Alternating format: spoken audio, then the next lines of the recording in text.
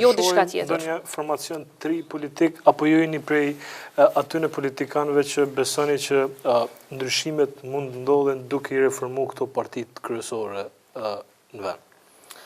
Kjo e dyta, unë për momentin besoj që lufta për reformimin e LDK-s duhet vazhdoj.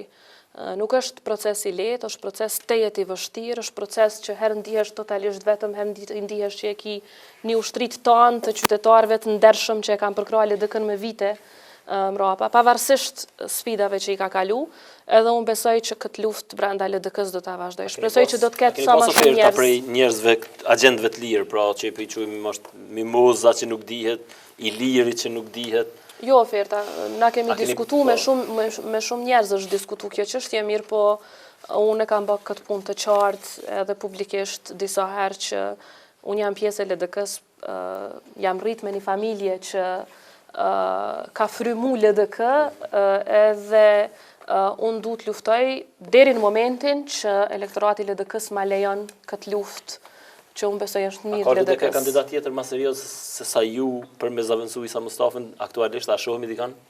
Mund të ketë. LDK-ja ka shumë njerëz të mirë.